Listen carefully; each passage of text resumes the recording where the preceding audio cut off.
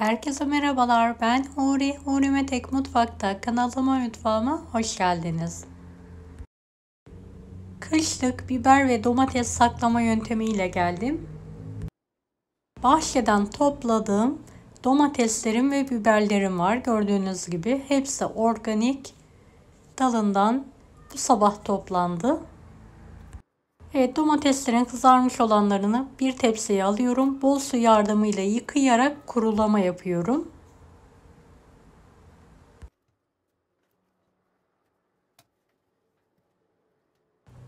Burada farklı domates cinsleri var. Dilediğiniz domates cinsinden yapabilirsiniz.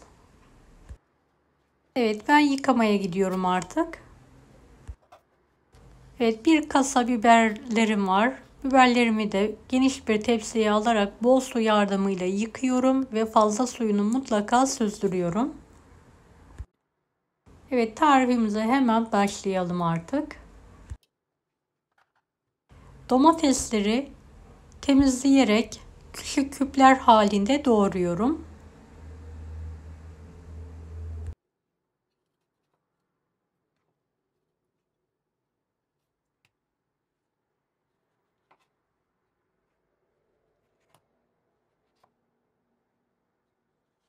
Evet, bu domatesim gerçekten çok büyük. Neredeyse 1 kilo gelir bir tanesi.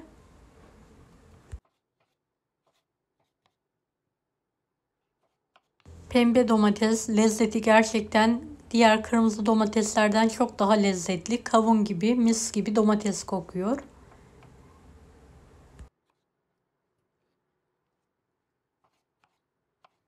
Evet, tüm domateslerimi doğramaya devam ediyorum.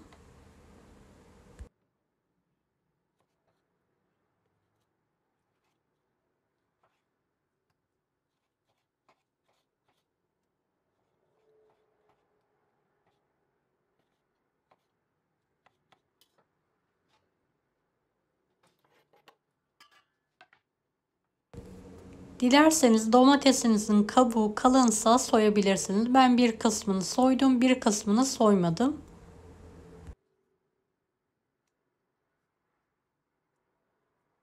Evet, kalın kabuklu domatesimin kabuklarını soyduktan sonra küçük küpler halinde doğramaya devam ediyorum.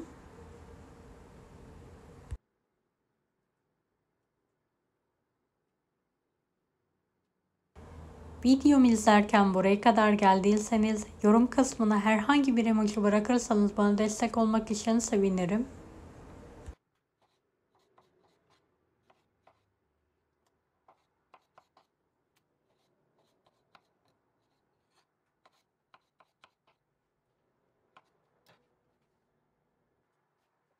Evet, son domatesimi de hızlı bir şekilde doğruyorum artık.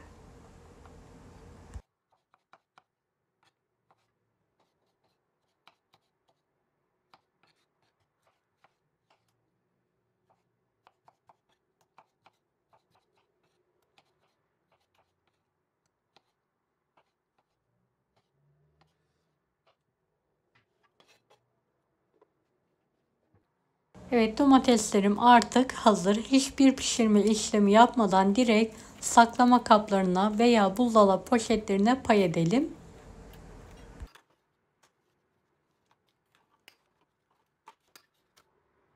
Pay ederken bir süzgeç yardımıyla suyunu süzerseniz daha sağlıklı olacaktır.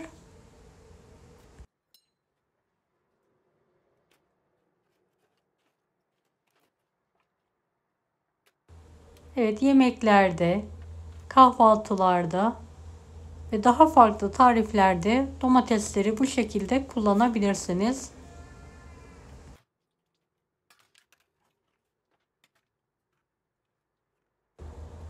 Evet, bir yemeklik olacak şekilde hepsini pay ediyorum.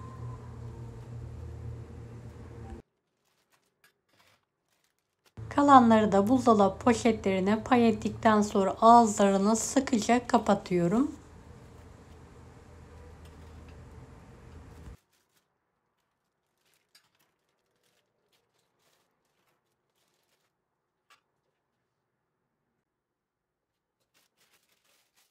Evet, havasını alarak bağlayalım.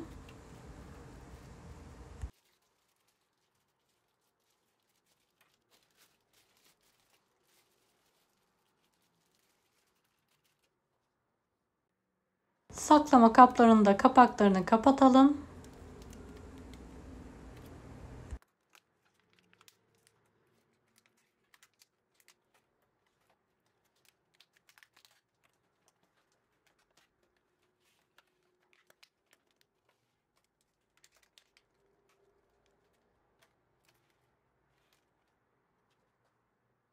Evet, buzluğa girmeye artık hazırlar. Evet, biberlerimin hepsini yıkadım. Fazla suyunu süzdürdüm.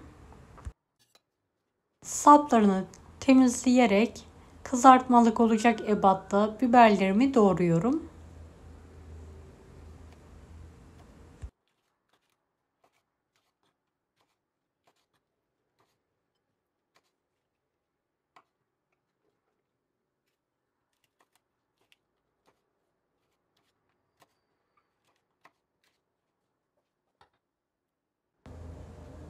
Evet, bir tepsi kızartmalık doğradım. Kalanları da ince olacak şekilde doğruyorum. Yemeklik ve menemenlik olacak şekilde.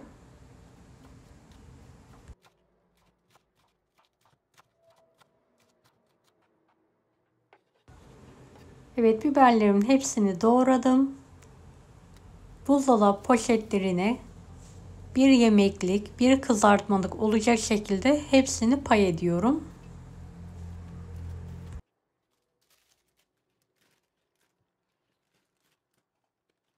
Evet, evinizdeki kişi sayısına göre biberleri pay edebilirsiniz.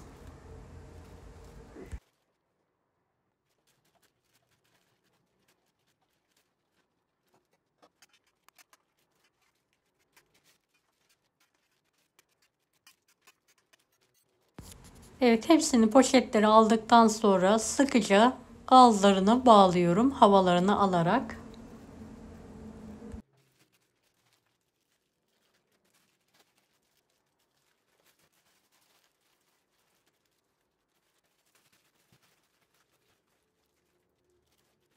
Evet, biberlerim de artık buzluğa girmeye hazır. Evet, poşetlerin hepsini buzluğa kaldırarak bir kış bu şekilde saklıyorum. İhtiyaç zamanı buzluktan çıkartarak kullanıma hazırlar. Deneyecek olanlara şimdiden kolaylıklar dilerim. Kanalıma ücretsiz abone olmayı unutmayın. Bir dahaki videolarda görüşmek üzere. Allah'a emanet olun. Hoşça kalın. Daha farklı tarifler için bunları da izlemeyi unutmayınız.